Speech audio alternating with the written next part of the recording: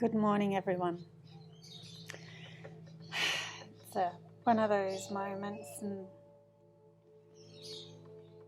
in this reality where we all have to take a deep breath because, oh boy, there's some stuff going on. Now, this morning so much happened.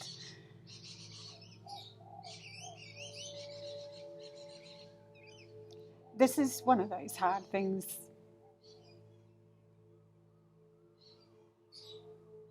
for me personally to talk about because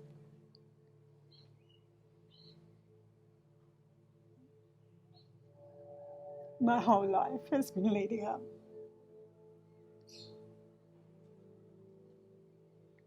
to this. That I have the strength, and even though I'm extremely emotional at the moment, it's all part of the course. Emotions mean that you feel, and feeling is one of the beautifulest assets humanity has. It leads them. It leads us.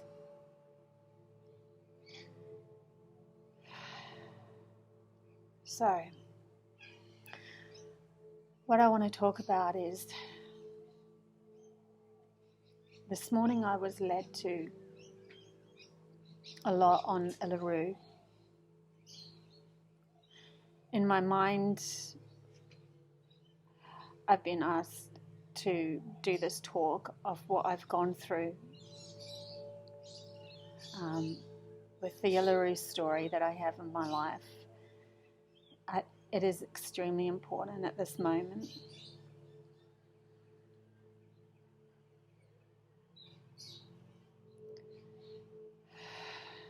Okay. So,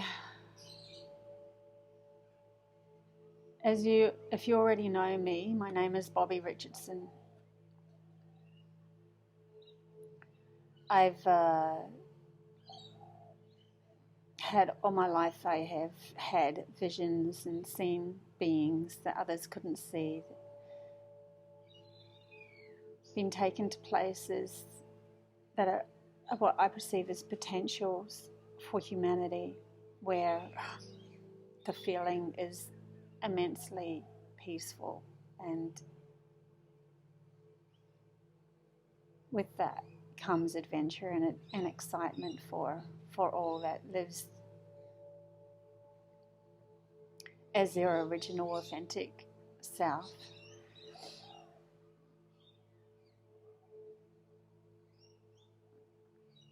I'm just trying to collect my thoughts at the moment because it's been a lot that's happened this morning.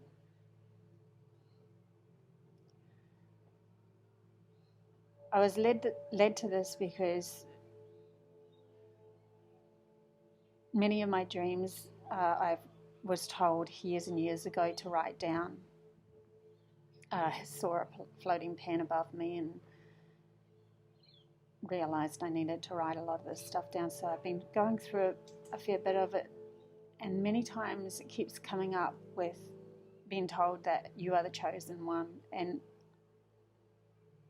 I'm not someone who would easily say that. Yes, I've been given a lot of wisdom, and I'm extremely grateful for that. With wisdom also comes the knowledge and the awareness of what's really going on in this world. I just asked for the truth. I emptied my cup, said I know nothing. I don't know if the schools, what they teach you is true or not, and I just asked for truth. And I was led down the most amazing rabbit hole ever. In 2006, led to meet a Cherokee elder who was told she was to go around the world and find what she calls buffalo hearts, and the buffalo heart people were souls, new souls straight from Pleiades.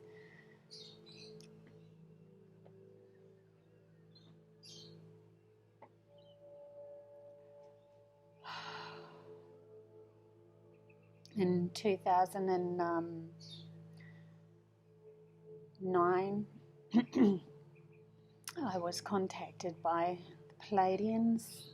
They put their forehead on my forehead and chanted these. I can only remember it started with Ra, through my mind, clearing my pineal gland. I remember feeling like the person that was doing this being that was doing this to me was a beautiful man. He was actually, I used to tutor him, and now he is. It was a contract made between us that he came and helped me waken up, and I was extremely happy after this experience with him, because I knew that was one of the points of waking up. 2000, and I'm going to go back a bit. In 2006 again, actually, 2005, was my daughter was born, who I saw before she was born. She's a very special child, so as all my children are, and my middle child is our grounder. She's very connected to Earth. My eldest daughter is a very knowledgeable person within this reality. I've been very blessed. They're all very amazing girls. But in 2005, I was out camping, and I had a reality within myself of what humanity could drive to, and this reality was so beautiful. It was a community that was wise within themselves, took responsibility for their own thoughts, could be taught different levels of consciousness, including what I call the 3 T's: telekinetic, telepathic, and teleportation. That's not the only abilities, but through practice of stillness of mind, which I was taught by other guidances. I've been shown. I'll try not to deter, because I keep going back and forth. There's so much has happened to me. 2006, I walked out onto a river in Kenilworth in Australia, and I asked if this vision of mine, this reality, could become for real. And when I asked that question, I'd never asked God. I'm not a religious person, but I just sort of stamped my foot and said, God. Not realizing who God was at that moment, that He is within all of us, and that we are all that awareness. A big rainbow appeared, and at the bottom of the rainbow, I knew something. I could see the end of the rainbow over the other side of the field where we were camping from, over the other side of the river, and I knew I had to go there, and I had to find something.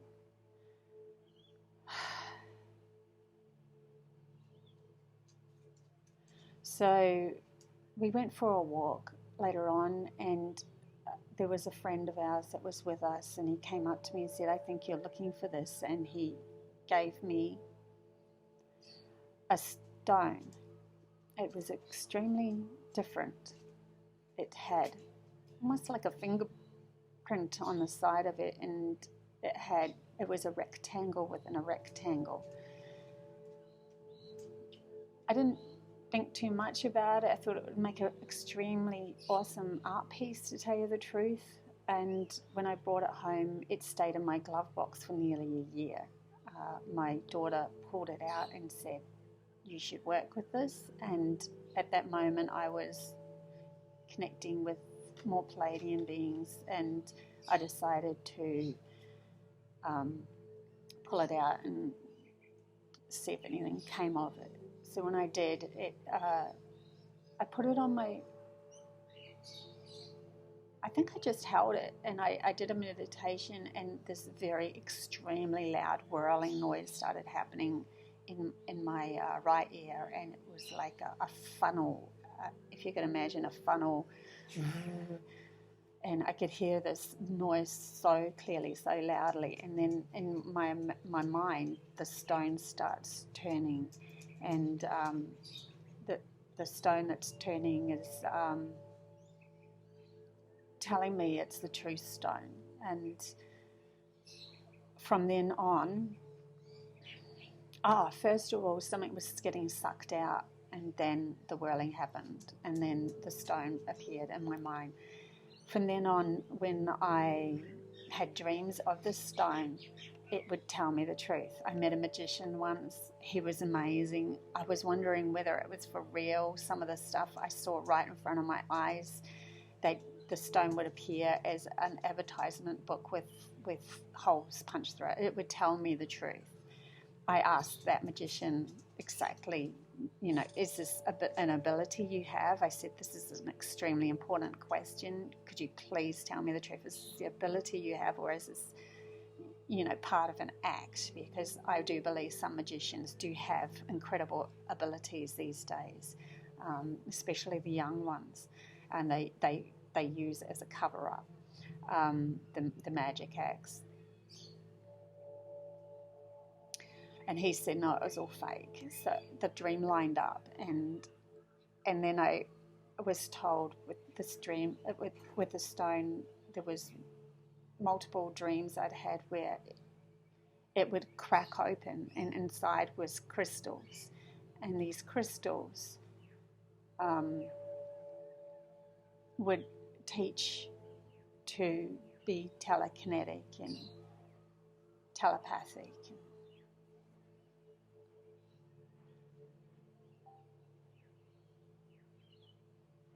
So I just got off a video, and the video was talking about a ceremony happening in Uluru, and they were talking about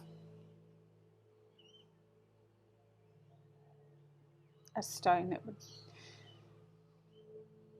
a magic box that would be found. And I'm not saying that this is the one, but it lines up with the story that I was shown. In 2011, before the big earthquake happened in New Zealand, I think there was a couple of earthquakes in New Zealand, and I come from New Zealand. The stone, I went to reach for it, and it fell on the ground, and it completely broke in one clean break. Not in half, 3/4, 2/3 of it. That just reminded me of another dream. Because in another dream that keeps popping up is, it was a prophecy of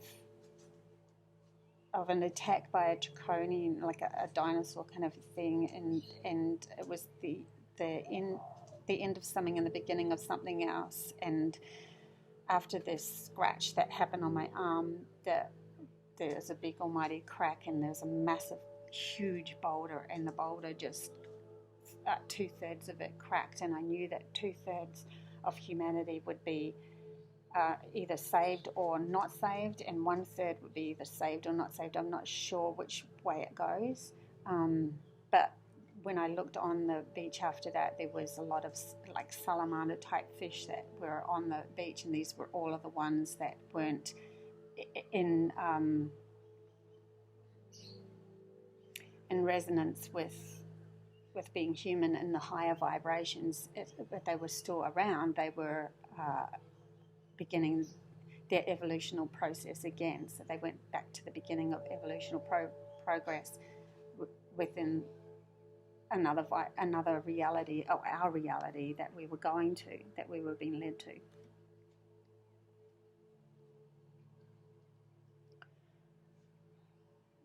So one of the stories that I have is that, amongst many,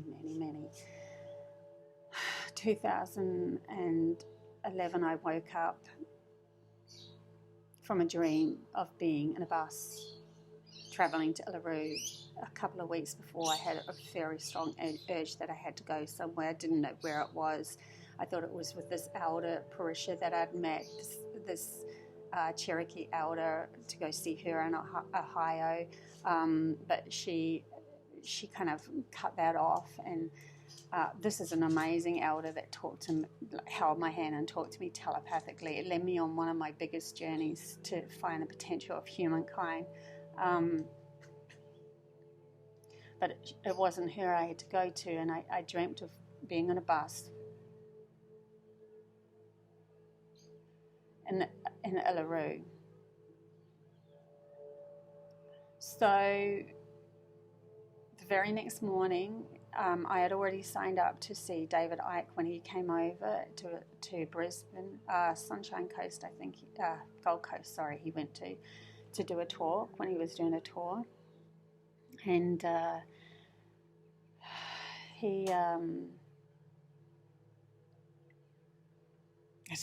this is just amazing me because everything is lining up. He had on the internet to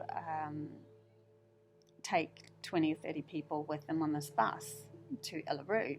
And I'd just woken up from the dream, right? So I'm like, well, I'm going. Obviously, I'm going.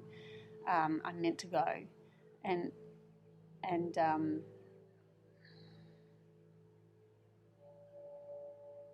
so many experiences happened around then as well. And I'm just going through my head of all these very strange experiences that happened. Anyway, trying to keep track to the point. I didn't have anyone to look after my daughters. They were young at the time.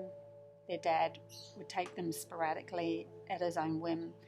I just trusted, and I put my name in the hat. Then a week later, my ex-husband said he would take the daughters on those days. I never asked him. He just wanted them those days, so that worked out. I got a phone call that I'm to come to Uluru. I just got given a lot of money from my divorce, so I had the money. Could fly over there.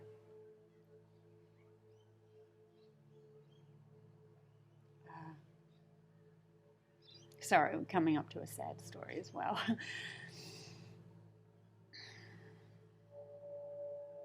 So in 2011, I think it was when there was alignment of planets, 21st of September, I think it was, somewhere around that time. I was moving, I just moved to Mullaney, and the very next day I had this trip to go to Uluru with David Icke. Get on the plane, board the plane like everyone else, get off, all my baggage and everything is everywhere, grab that. Then I'm following David Icke thinking, yeah, they're going, so I better follow. I didn't hear anything other than, oh crap, they're leaving the airport. I've got to follow because, you know, I'm part of everything and I can't miss the connection to the bus. Get down a bit of a gravel road and stuff, and I'm looking back and I'm realising I'm the only one really that's following. And when they got to the car, they looked back and saw me, and David said, well, obviously she's meant to come with us. And they were like, you were supposed to go to the bus, completely different place. So I ended up in the car with David Icke. We get to Alice Springs. Now remember, I see things that others don't see, so interesting place. I remember we were in a kind of a backpackers lodge to begin with. It was our first stop over. Did not feel good at all. There was these beautiful lizards that were on the really big ones that were on the counter, and I don't discriminate against anything. You know, there are beings that have that reptilian agenda and stuff, but to me they are meant to have done their job, and now it's time for them to leave. and they're holding on too tight to their job and trying to break away from source energy, which they are part of. It's not going to work. They can never break away from something that they are a whole of, or part of. Anyways, so when I was there though, David, I didn't even think about it, and I never pick up big, huge lizards. These things were big, but I picked this one up and I shoved it in David's face and said, "Look at this, isn't it beautiful? Oh my God!" And he's like, "Oh," and that was interesting because I didn't think about it until afterwards. That maybe it was a good thing. We can get so rigid within our concepts of what things are, and his job is a beautiful job. He's done an amazing job as a matrix cracker. He's smashed through so much for humanity, but he also needs to let go of the rigidness of reptilians, because it's important for his growth. Anyway, that night I said to some of the other ladies in the bunk room that we were in, that, if I yell out, this room doesn't feel so good, so if something happens, just kind of ignore me, because I've probably just seen something, and just let it go, because I didn't want to frighten anyone, but I had a funny feeling. I can kind of get when the energy of a place isn't the greatest. So I went to sleep and woke up, and I saw coming out of the foot of my bunk these cubes, black energy cubes, like a mass of,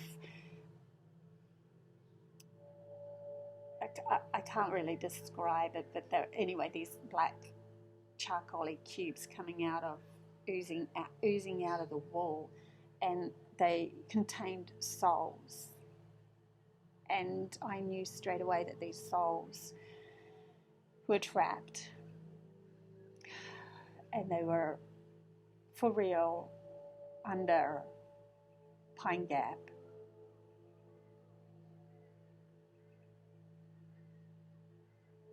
So I said to them,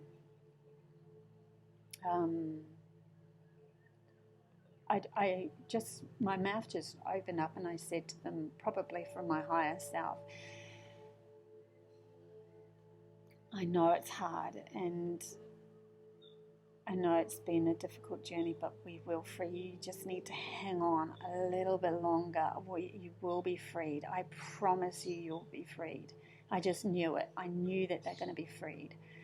I didn't know how, I didn't know when, I didn't know what, but they would be freed. So that was that. Very interesting. When we ended up going to Uluru, I'd already had a dream of the energy coming together. It was extremely important to be thinking of things that we wanted to create, of the future that we wanted, the reality that we wanted. And there was 20, 30 people. I thought that this was the moment that this was supposed to happen, but it was just an initiation, I think. And I told everybody in the bus to think positively because of this dream. And anyway, I was sitting next to a man called Max Ingham. He had been given a stick, a talking stick, and there was a change in song lines that a group were coming together before we were going, the day before we were going, to help clear the energy, to imagine the new song line. So he left the day before with the talking stick. I think he showed me, I think I held it, I can't remember exactly, but I know it was right next to me, or he was given it just before. Something happened like that. Anyway, he left. Funnily enough, when I moved to Mullaney, I met a lady. And this lady told me that she was in that circle, which is quite bizarre. That circle of people that came to hold energy for the night, the day before we arrived. That after they did that ceremony there, and ceremonies are not held lightly in Uluru. The bus driver was in an Indigenous group, and he told everybody in the bus, I'm not into these ceremonies. This has to be done from a specific place, from the heart. It has to be, something that Uluru calls you. Okay, I just had to reboot the computer. It's running out of battery. So back to the story. We're going to Uluru. Max Annan was sitting next to me. He held the talking stick. He was presenting it to a group of people in Uluru. They were changing song lines. The night before we went, which was the day after they did this change of song lines, a great big storm came and hit. The lightning was hitting Uluru. And I think that was all relevant as well to the energy shift that was happening. At the time, I had a piece of paper with me that had my name on it that was given by a Cherokee elder called Grandmother Purisha from Ohio. And she, as I said before, she was sent to find specific souls from Pleiades. So many stories with that one as well. So I carried this piece of paper with my name on it to Uluru for, I don't know, I think I just wanted to have some sort of proof of the name that I am, Alanawa Nanahi. Alanawa means turtle, and Nanahi means fairy. And let's just take it as I didn't have as much confidence in myself back then as what I do now. Alanawa, she said, meant I carry the code on the back of the turtle to lead people through to a new reality. And Nanahi was the fairy folk, and she said I wasn't part of that clan. I was creator of those beings, and they are the in-between. They are the in-between energies that live between Mother Earth and humanity to connect us. I can always tell if a soul has come straight from that realm, and I will talk to them, and they always agree with me. Yes, let's just say 99% of the time they've agreed with me, because people know deep down who they are. I'll just read out this name that she wrote. She said she could write like 8 pages on everybody, but so Alanawa Nanahi, when the land had settled and Ila was populated with gifts from all corners of the universe, the creations began to counsel. Each had consideration for the other, and so peace held for eons of generations. Then human, great spirits, children, decided to go beyond what was given and wanted to show the Creator what they could create. They explored, and soon many things became confused, and Allah began to birth and change. What was paradise was not peaceful anymore. So all the creations counselled. Many asked what to do with all of the mixed up the Great Spirit's children were causing. After much time, they decided they needed to find a safe place and to have a map how to get there but would not be able to be read by the children. Turtle said, "I will pack myself in a shell that I will live in forever."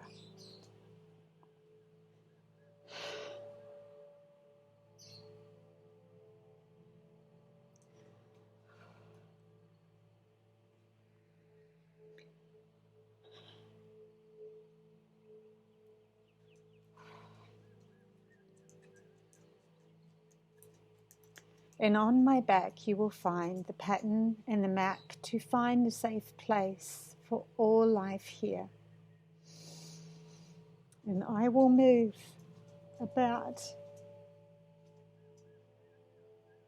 the Earth Mother, helping all relations find our place of peace and beauty.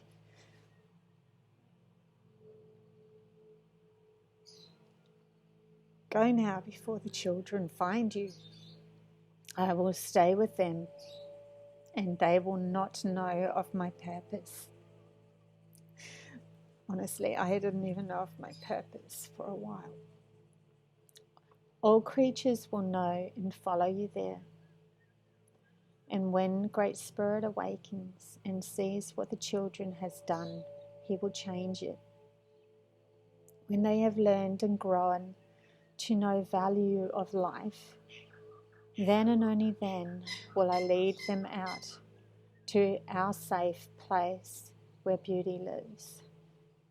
All the relations said, "Aho," and so to this day the turtle walks and walks, showing the way to peace and harmony. This is Alanawa Nanahi. I haven't read that for a while, so it's kind of... So here I am, back to the story of Uluru. When I got there, about 10-15 minutes before the bus arrived, I started crying and crying and crying. And it's a feeling, the emotion's high, and that's why I cry. But it's a feeling of knowing, a feeling of absolute. There's excitement in that feeling, as well as so much love for everything and everyone. And I couldn't stop crying till I got to Uluru and placed my hand on the rock. Then it was just like like just stop crying. Like, okay, I'm fine again. I walked with everybody else, just like everyone else. We got to the sacred place where women should be, and there was a few women that stayed behind. And I noticed David put his hand on one of the rocks, and I thought, oh, I should be doing that. So I did. I put my hand on the rock, and on Uluru, next to where the women gather, and few other women out of the bus also placed their hand on the rock, and we gathered in a beautiful little circle and thought peaceful thoughts for the earth. It was interesting. So we walked on, and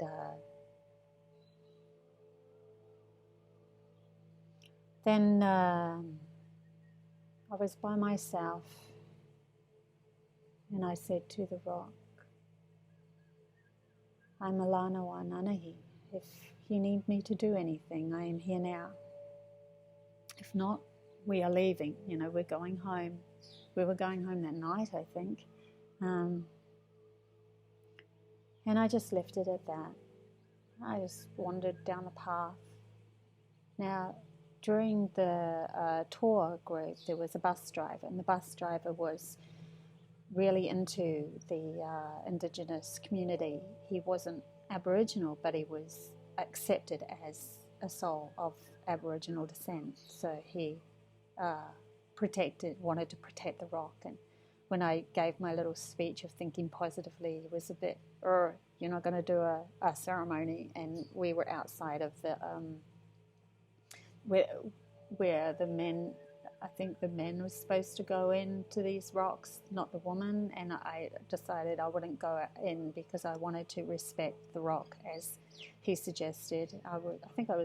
There was only a couple of us that stayed back. He sat down and talked to me, and I told him of Parisha and meeting her, and that I just, the dream, and felt the calling. And he said, well, if the rock wants to talk to you, the rock will talk to you. So I wasn't going to push anything. When I was by myself walking around, I saw him on the path with some other people. I'm not very good with remembering faces, and I'm not very good with names. I just go with energies, and at that moment, that's who I saw walking on the path. He turned to me and said, I just went in the rock and I saw a turtle. And I'm like, you're kidding me? A turtle? That's my name, Alanawa. Turtle means turtle. He grabs my hand and he drags me into the rock, and we get pulled to a place where there was kind of a mound which looked like a turtle, but opposite it was like a crevice where as wide as, a couple of human beings could go in, but tall, just straight up, 2 rock cliffs that you could slide yourself in between. And we found he slid in there, and then I slid in after it, and he looked to the rock and said, can you see the turtle? And I'm looking and thinking, oh yeah, I could kind of, but I try to be as honest as I possibly can with myself. I don't think I saw it how he saw it. But all of a sudden, here was this guy and me in Uluru in the rock. And I'm like, whoa, okay, well, here I am. And the memory of this Pleiadian being that put his forehead on my forehead and started chanting came to me. And I felt we need to put our foreheads on the rock and we need to chant. I don't know what to chant, just chant. So he started chanting and then I did. And what happened next was extremely powerful, but it was like a vroom, vroom, like a heartbeat pulse that was slow coming through, and my hands started shaking on the rock, and my forehead's on the rock, and then all of a sudden all of these dreams and visions that I was led to years previously of being in potential places of humanity, where I woke up and found myself in such a clear, just so precisely clear mind, and we could be telepathic, and there was people coming, and I knew they were coming to my door.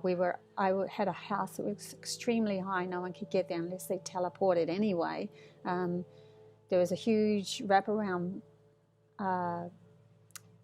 veranda, which I've actually painted this painting, and then mountains in the background that you could connect to, and I could manifest a cup of tea if I wanted a cup of tea. We could be just like we are now, but the world was our oyster. We could create with peace within ourselves.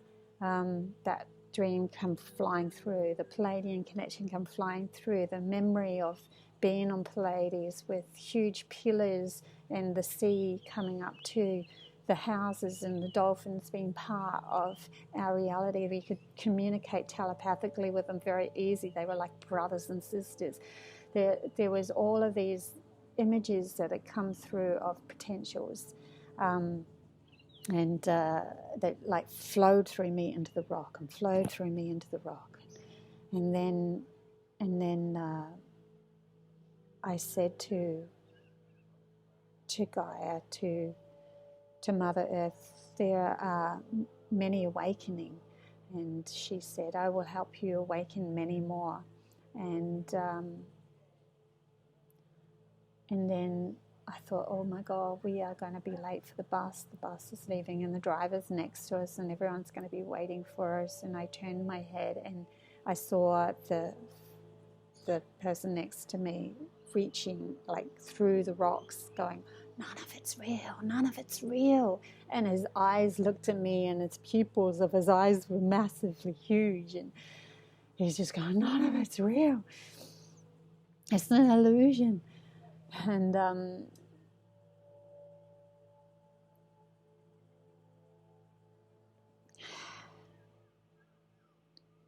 then we ended up back at the bus. But as soon as we got back to the path, I realized that the person next to me was not the person I thought he was. I thought he was the bus driver, and I would only have gone in there with him, knowing that he was part of the Indigenous community, and I didn't want to go against the Aboriginal community. But it was like a veil, a disguised veil had lifted, and I realized, holy crap! I went in the rock with some other person. Actually, I don't even know his name, to tell you the honest truth. He owned a holistic counselling thing in Australia, resort in Australia. That's all I know. So in any case, that happened. And I wanted to really share that with you and some of the other stuff, the stories that I've had. There's also the story of Mount Nebo, where I was planted 52 crystals there on a nature reserve. That the land was cleared for us. We've been there just before. The grass was up to like here, and then the grass was up to here, but in this specific area of a circle was completely clear the next time we came, so we could plant crystals. It was like magic. I don't even understand. Millions of butterflies were coming from that place. There was a tree that was burnt, and a fellow that said the land would be where the fire meets the earth. And yeah, I have so many stories, and I just needed to share some of them with you. And I'll show you the rock now, but it's cracked. I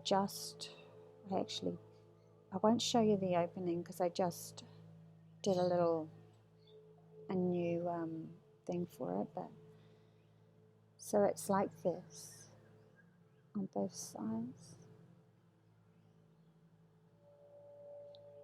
Anyway, this is the crystal that's connected to Mount Nebo. We call it Fatty.